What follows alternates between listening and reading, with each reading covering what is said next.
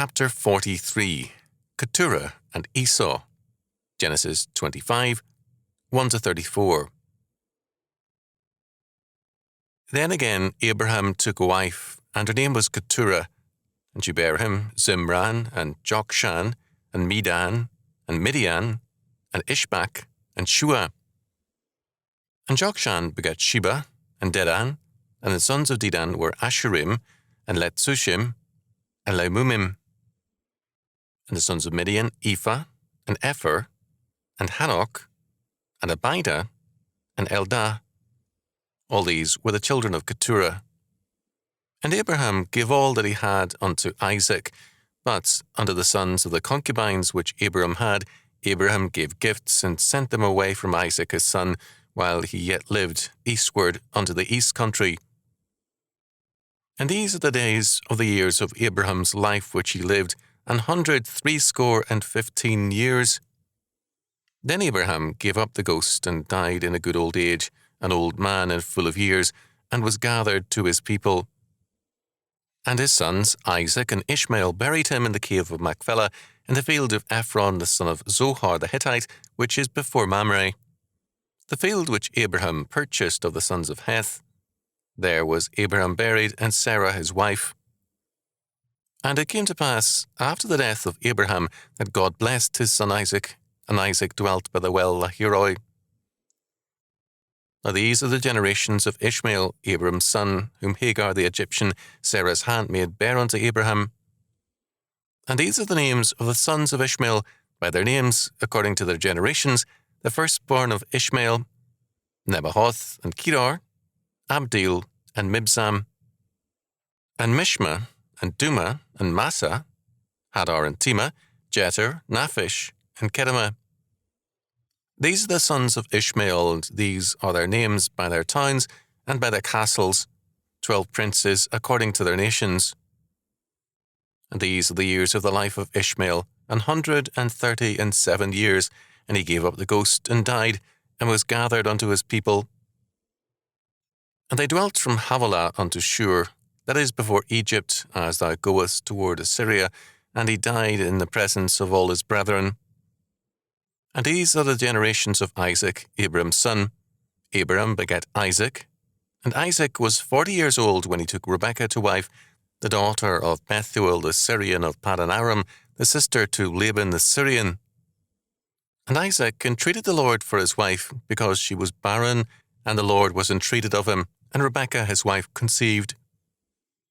And the children struggled together within her, and she said, If it be so, why am I thus? And she went to inquire of the Lord. And the Lord said unto her, 2 nations are in thy womb, and 2 manner of people shall be separated from thy bowels, and the one people shall be stronger than the other people, and the elder shall serve the younger. And when her days to be delivered were fulfilled, behold, there were twins in her womb. And the first came out red all over like an hairy garment, and they called his name Esau. And after that came his brother out, and his hand took hold on Esau's heel, and his name was called Jacob. And Isaac was 80 years old when she bare them. And the boys grew, and Esau was a cunning hunter, a man of the field, and Jacob was a plain man, dwelling in tents. And Isaac loved Esau, because he did eat of his venison, but Rebekah loved Jacob. And Jacob sawed pottage, and Esau came from the fields, and he was faint. And Esau said to Jacob, Feed me, I pray thee, with that same red pottage, for I am faint. Therefore was his name called Edom. And Jacob said, Sell me this day thy birthright. And Esau said, Behold, I am at the point to die, and what profit shall this birthright do to me? And Jacob said, Swear to me this day. And he sware unto him, and he sold his birthright unto Jacob. Then Jacob gave Esau bread and pottage of lentils, and he did eat and drink, and rose up, and went his way. Thus Esau despised his birthright.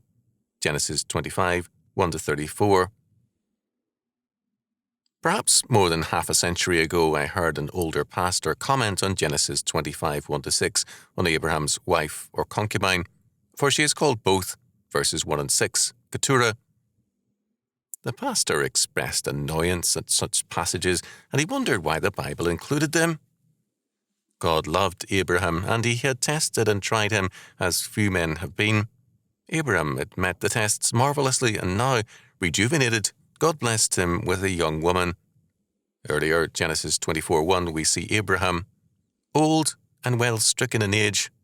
Now he marries Keturah and fathers 6 sons, and he sees them grow to maturity. More than what this tells us about Abraham is what it tells us about God. God does not bless Abraham by finding some ancient, unknown monastery for him. Rather, God provides for his friend, James 2:23, a fresh bride in his old age. Failure to see this means a failure to know the God of Scripture. The chapter tells us that we do not live for heaven alone. The distressed minister felt God should have taken Abraham to heaven. After all, what more should we want? But God makes clear that Abraham was to be blessed in the face of men and personally rewarded with a young bride in his old age. Was this quote-unquote unspiritual of God, as this minister inferred? Or was it not rather a clear act, indication that God's ways far transcend our concepts of spirituality? Other old men have had young brides, and, as Calvin observed, this was commonly a ludicrous match, but not so that of Abraham and Keturah. There was also a side effect. With Abraham busy with a young bride and a growing family, it kept him out of the way where Isaac and Rebekah were concerned. So strong a man could have been an intimidating influence in the lives of the young couple. A concubine was a wife without a dowry. Keturah may have been one of the many women in Abraham's clan. All the same, Abraham did provide generously for Ishmael, Hagar's son, and Keturah's 6 sons, and sent them eastward unto what was then good country. Verse 6. All were enriched, but the entourage and the main body of livestock went to Isaac. Abraham lived to be 175 years of age. Isaac and Ishmael were in charge of his funeral, Ishmael as the eldest and Isaac as the heir. Abraham was buried in the cave of Machpelah, where Sarah had been interred, verses 8 to 10. Ishmael's presence indicates his reconciliation with Abraham and Isaac and his covenant faith. God blesses Isaac after Abraham's death. Isaac lived by the well of Lahai-roi, Genesis 24:62, 25:11. Quote, the well of the living one who beholds me, end quote. We have then, in verses 12 to 28, the family records of Ishmael, who lived 137 years and who, quote, died in the presence of all his brethren, verse 18. Isaac survived him by 58 years. Although some give a strange reading to the final clause of verse 18, it does not seem that the brothers were united, and they came together when Ishmael was dying. In verses 19 following, we have the family records of Isaac. Isaac had married at age 40, but, as with his fathers, barrenness marked his marriage for some years. When he prayed to God, conception followed, verse 21. Rebekah was pregnant with twins, but she at first was afraid that her pregnancy might be abnormal. God told her that 2 nations were in her womb. The elder would serve the younger, and the one would be stronger than the other. That is, the younger would in time prevail as the stronger, verses 22 and 23. When the twins were delivered, the firstborn, Esau, was hairy. The other, Jacob, had hold on Esau's heel, verses 25 and 26. At this time, Isaac was 60 years old. At this time also, Abraham was still living, and Abraham was 160. Thus Abraham lived to see the twins reach the age of 15. Esau was a skilled hunter, while Jacob was a plain, simple person, content to do his duty and to do what was expected of him. Verse 27. Quote, Isaac loved Esau, end quote, and relished the venison Esau provided them. But Rebekah loved Jacob, whom she knew was in the line of promise. Verse 28. On one occasion, Esau came home from a hunt hungry and faint, and he demanded of Jacob some of his red lentils because he was famished, verses 29 and 30. Esau's name, meaning red, came in part from this request. Like his mother, Jacob saw his brother's superficiality, and he asked, "Sell me this day thy birthright," verse 31. In terms of the current Hurrian view, the eldest son had the birthright or right of inheritance, a practice not followed by Abraham, although God had to correct Abraham here, Genesis 17:18. Esau's answer is revelatory of his impulsive and thoughtless character. "Behold, I am at the point to die, and what profit shall this birthright do me?" Verse 32. But Jacob required Esau to transfer the birthright to him by an oath, which Esau did. Verse 33. Then Jacob gave Esau bread and pottage of lentils, and he did eat and drink, and rose up and went his way. Thus Esau despised his birthright. Verse 34. What the Bible tells us clearly is that Esau was so contemptuous of his privileged status with his father that he could thoughtlessly sell his birthright, of which he was clearly unworthy.